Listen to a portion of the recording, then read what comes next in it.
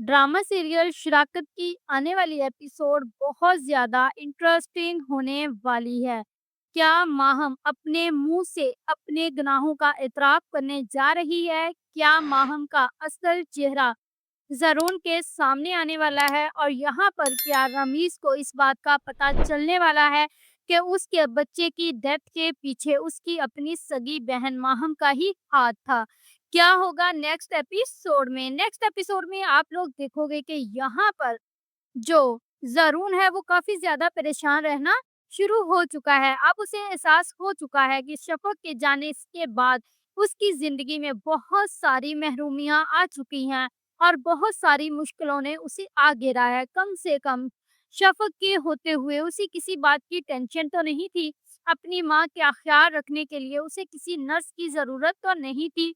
यहाँ पर वो परेशानियों में घिरा होता है और उसे कश्यप की याद आ रही होती है। तो दूसरी ही तरफ आप लोग देखोगे कि जो रमीज़ है, वो इस वक़्त तहकीक करते-करते इस शक में पड़ चुका है कि कहीं उसकी बच्चे की मौत के पीछे उसकी अपनी बहन का ही हाथ तो नहीं। तो वो ये ज़िक्र अपनी माँ से कर देता है कि मामा देखें, मुझे तो लगता है कि मेरे बच्चे की डेथ के पीछे मेरी अपनी सगी बहन का हाथ है। जिस पर उसकी माँ कहती है कि तुम ऐसा कैसे कह सकते हो, जबकि वो तुम्हारी बहन है और वो कैसे अपने भाई की औलाद का दुश्मन हो सकती है और उसकी जान लेने पर तुल जाती है। तो दूसरी ही तरफ आप लोग देखोगे कि यहाँ पर जो राशिद है वो अब शफ़क़ तक पहुँच चुका है और शफ़क़ से माफ़िया माँगना शुरू कर देगा, यानी अपना नाटक शुरू कर देगा और उसके सामने अच्छा बनने की कोशिश करेगा और उसको ये कहेगा कि मुझे माफ़ कर दो, मैंने तुम्हारे साथ बहुत गलत किया है। लेकिन यहाँ पर जो शफ़क़ है अब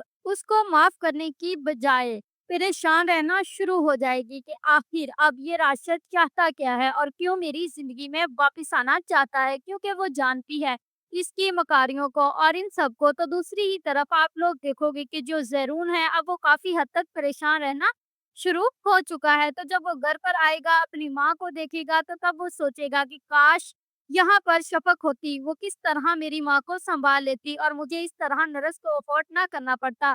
तो वहीं पर वो ये बातें माहम को सुनाएगा कि आज मेरी माँ के लिए मैंने नर्स रखी है, अगर तुम मेरी माँ को सँभाल लेती तो ये सब की नौबत ना आती। जिस पर माहम उसे बातें सुनाती है और ये कहती है कि हाँ, हाँ, मैं तो इस घर के लिए कुछ कर ही नहीं रही हूँ ना।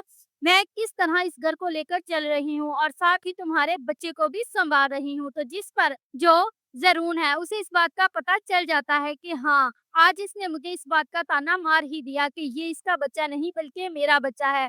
तो यानी ये शफ़क़ का बच्चा है। अगर शफ़क़ आज घर में होती तो ना मुझे ये ताना सुनना पड़ता और ना ये सारी बातें सुननी पड़ती और वो मुझे भी, मेरी माँ को भी और इस बच्चे को भी बहुत अच्छे तरीके से सँभाल लेती। तो यानी अब ज़रून को आस्ता-आस्ता शफ़क़ की कमी महसूस होना शुरू हो जाएगी और इस तरह माहम ने अपने पाँव पर खुद ही कुल्हाड़ी मार ली, ये बात कहकर कि ये तुम्हारा बच्चा है, क्योंकि यही एक वजह थी ज़रून के करीब जाने की। अब वो भी उसने गँवा दी। तो अब हो सकता है कि ज़रून जो है वो उससे दूर रहना शुरू कर दे और शफ़क़ की यादों में खो जाए, जिस पर माहम को गुस्सा आए।